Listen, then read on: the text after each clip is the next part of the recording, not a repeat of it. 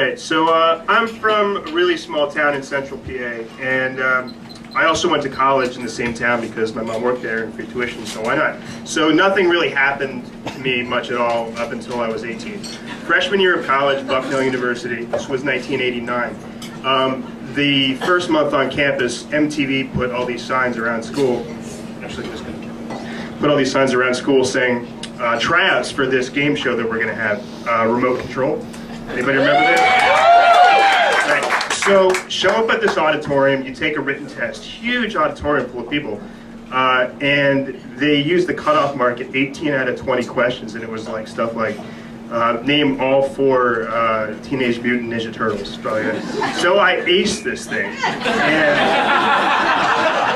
And so they have us do these little, like, okay, are you going to be active enough and photogenic enough to want to be on the show? We go through these exercises, and they say, okay, everybody that made the test, made the first cutoff, congratulations, you made it to the show.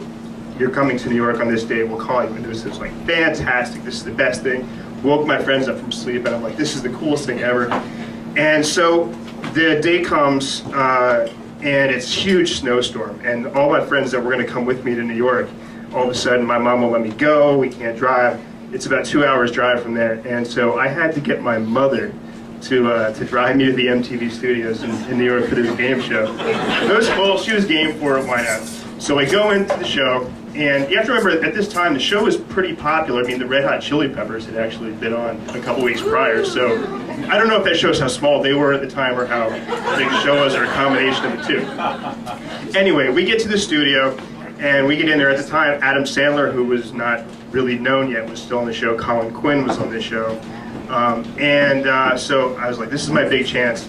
And for those of you that remember this, the idea is you sit, it's a kind of pop culture show. You sit in the three contestants are in these kind of recliner chairs. They come out, do little skits, ask you pop culture questions, whatever.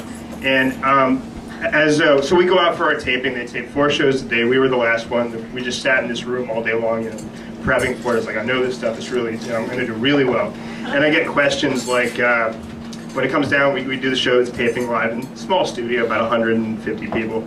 And the questions are stuff like, what color is, on Flintstones, what color is Barney's tie? Anyone? Right. Doesn't have a tie, and I knew that. Scariest shit that I knew. Some really obscure family ties question that I got right that I had seen the day before. It's like, I am acing this thing. I'm going all the way through. And so the one guy gets knocked off the show. Oh, the other thing is too, is by the way, I go in there, at the time I was really, hard to believe now, but I was this really kind of like skater kid, bangs, wore black most of the time. I took combat boots to the show, and before you got on the show, like, well, British Knight is a sponsor of the show. So instead of your combat boots, you're going to wear these big Herman Munster boot kind of British Knight sneakers that we're going to force you to wear. Okay, it takes away from my coolness a little bit, but whatever. So we wear, wearing this stuff. I get on the show, and I'm acing these questions. Everything's going fantastically, and all of a sudden they get to some speed round, and I get, I lose that. It's down to me and one girl left in the show. The third place guy got knocked down, and trying to remember the lineage of this. Oh, so anyway, they asked us, the idea was there was some kind of Jeopardy question where you wager a certain amount of your points. There's some kind of math question that's somehow loosely based on the Love Boat, and it's Gopher and the captain, or have to rescue the passengers. There's so many passengers, so many lifeboats, whatever. I got the math part right, but I forgot to write down Love Boat. So did the girl sitting next to me. They came to me first, though. You hold up your little thing, and had the math, forgot to write Love Boat, and so I'm sorry, Greg, you lose. You lost all your points. The girl next to me, she jotted it down after I did.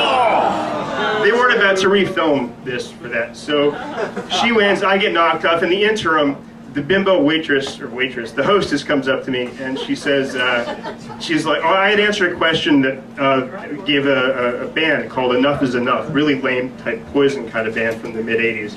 And she said, when I got knocked off the air, she's like, my boyfriend's the drummer of that band. And me being the very tactful 18-year-old I was, say, I'm sorry, they really suck. Girl goes ballistic. She goes to the producer. She's like, I want him off the set right now. And this time I was just kind of hanging out in the wings waiting for the show to finish. Colin Quinn and Adam Sandler come over and say, what the fuck did you say to her? They couldn't stand it, but she just went absolutely crazy. So they calmed her down, they separated us, and I just kind of hung out backstage. So in the end, I came in second. The girl came in first, won a 1989 Dodge Shadow, so in retrospect, it's not that big a deal. I won aside from the British Knight sneakers, which I have not worn since, the other prize was a radio that you wear around your neck like I'm Flavor Flav or something. I'm going to walk around rural Pennsylvania. So anyway, that was a high point of my life up to then.